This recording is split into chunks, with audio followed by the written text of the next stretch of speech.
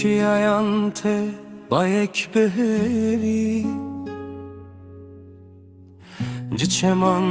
të stëranek bidil Her peyve ku bezmane me dibecim Ve krona hiyası beheteli serdil La dengeme begihce cihane Bila dilan behevi ben hev Em bi aşti bi rumetu bi heskirin Diroka xwedin visin her dem Çemu zozan ahu gul Biraninen medeminen zindi Her zarok bikene xwedi bejin Rojin baş hinten ez bawerim Bila dengeme begihce cihane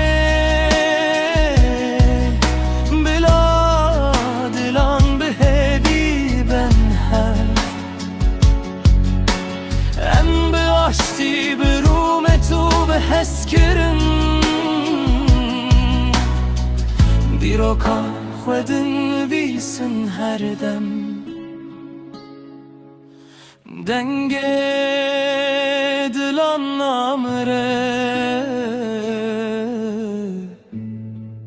Evi her tim dici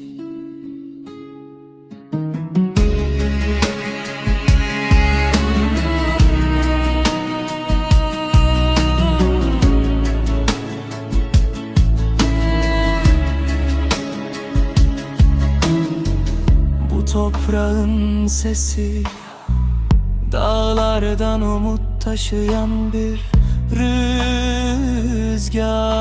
eser Irmaklardan sessiz bir türkü yükselir Ana dilde söylenen her güzel söz Sabahın ilk ışığı gibi kalbe değer Bırak sesimiz göklere yükselsin Yürekler umutla yeniden birleşsin Barışla, sevgiyle ve onurla Yarınlara birlikte yürüyelim Dağlar, ovalar, çiçekler ve nehirler Hatıralarımızı sonsuza taşır Bir çocuğun gülümsemesi söyler bize Güzel günler mutlaka gelir Bırak sesimiz göklere yükselsin Yürekler umutla yeniden birleşsin Barışla, sevgiyle ve onurla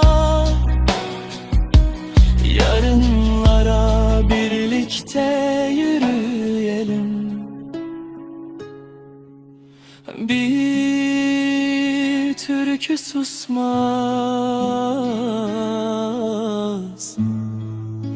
Umut hiç tükenmez